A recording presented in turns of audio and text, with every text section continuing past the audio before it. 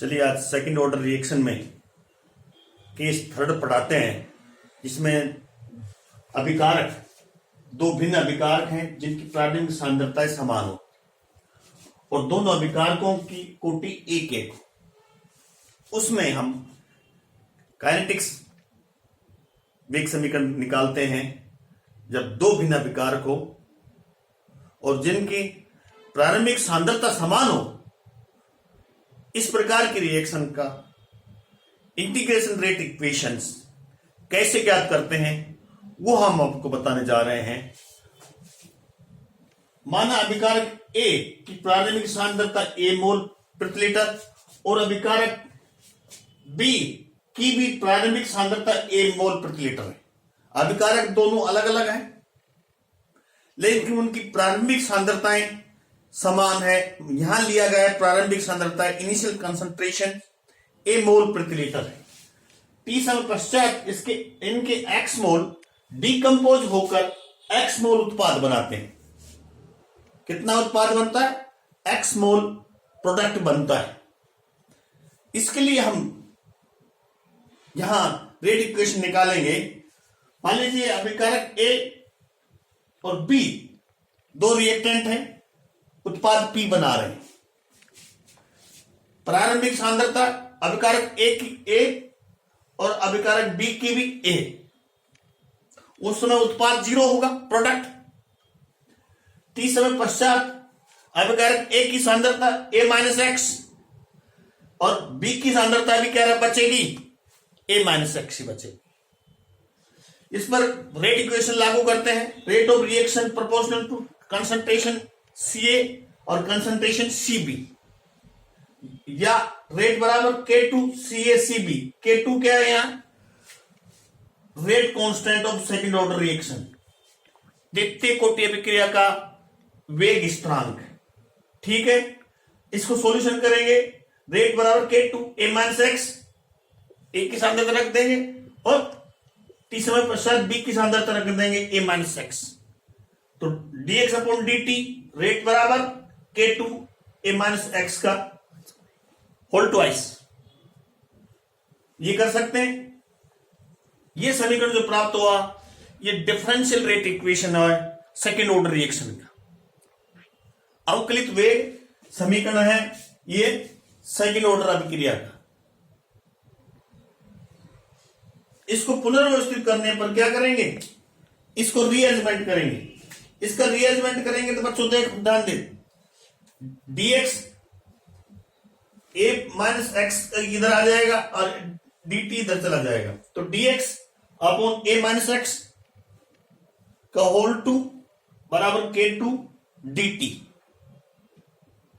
जो ये समीकरण प्राप्त हुआ इसका हम इंटीग्रेशन करते हैं। क्या करते हैं? इंटीग्रेशन करते हैं, समाकलन करते हैं। समाकलन करने, ये समाकलन का चिन्ह लगा दिया हमने इंटीग्रेशन का।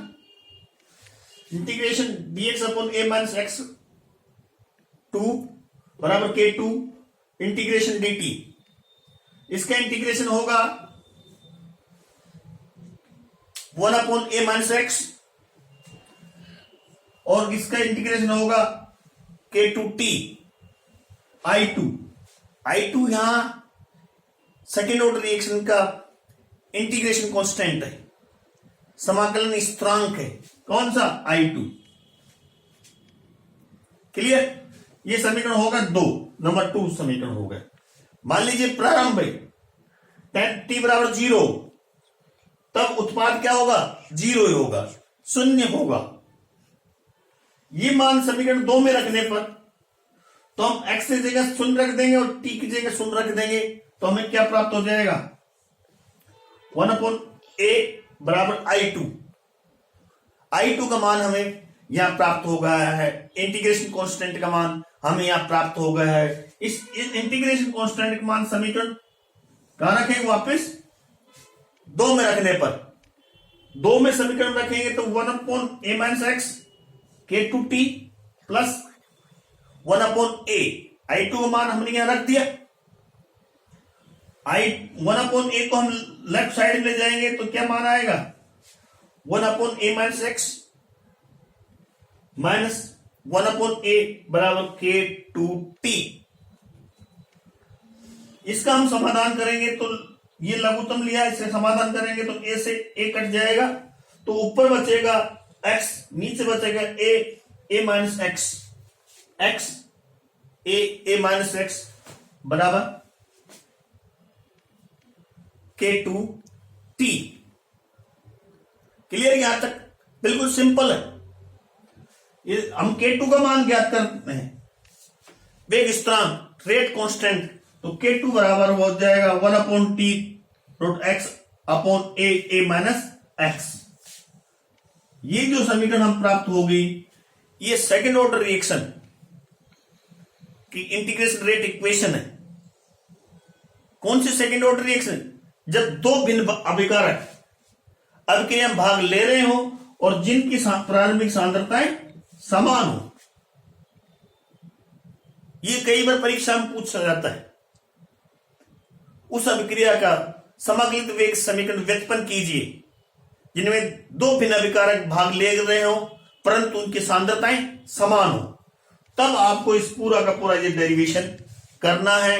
दो भिन्न अभिकारक है परंतु उनकी प्रारंभिक सांद्रता समान है, तब जो रेट समाकलित वेग समीकरण आएगा ये आएगा k2 1/t dot x upon. आपको यहीं तक करना है।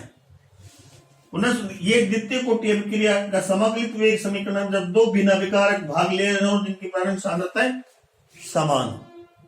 पुनः सुन लीजिए, हमारा केस फर्स्ट पढ़ा चुके, सेकंड पढ़ा चुके, ये थर्ड सेकंड ऑर्डर का थर्ड केस जिसमें दो भिन्न अभिकारक है। यहां a और b दो भिन्न अभिकारक ले रखे हैं, लेकिन दोनों की सांद्रता प्रारंभिक सांद्रता इनिशियल कंसंट्रेशन समान है, इसलिए ए लिख दिया हमने। इस तरह से ये निकाल दिया और पूरा का पूरा हमने रेट निकाला। ये डिफरेंशियल रेट इक्वेशन है, इसको रीअरेंजमेंट किया, ये प्राप्त हुआ। और रीअरेंजमेंट का हमने इंटीग्रेशन किया, इसका इंटीग्रेशन करेंगे तो ये इंटीग्रेशन प्राप्त होगा। और जब t बराबर 0 x बराबर 0 होगा तब समीकरण 2 में रखेंगे तो I2 का मान ज्ञात हो जाएगा। I2 वेग स्थिरांक, नहीं सॉरी, I2 के इंटीग्रेशन रेट कांस्टेंट I2 का मान रखा हमने, ये समीकरण प्राप्त हुआ। फिर ये समीकरण प्राप्त हुआ और अंत में हमारा ये समीकरण प्राप्त हुआ। ये समीकरण पुनः हम आपको बता दिया। बहुत बार इसको परीक्षा में पूछा जाता है। अब जब दो भिन्न अभिकारक भाग ले रहे हो और उनकी प्रारंभिक सांद्रताएं समान हो तो आप इसका इंटीग्रेशन रेट इक्वेशन डिराइव कीजिए। मैंने इसको 2 बार आपको रिपीट करवाया है। बहुत अच्छा टॉपिक था। इस प्रकार से 3 केस पढ़ा चुके सेकेंड ऑर्डर रिएक्शन के, जो दो अभिकारक हो जिनकी सांद्रताएं भिन्न भिन्न हो, दो अभिकारक हो जिनकी सांद्रताएं समान हो, और एक अभिकारक हो जिनके दो अणु भाग ले रहे हो। इस तरह से 3 केस पढ़ाए हमने। हमारे तीनों वीडियो देखिए, आपको इस तरह से साफ साफ समझ में आ जाएगा। Thank you very much. Subscribe कीजिए, शेयर कीजिए और लाइक कीजिए मेरे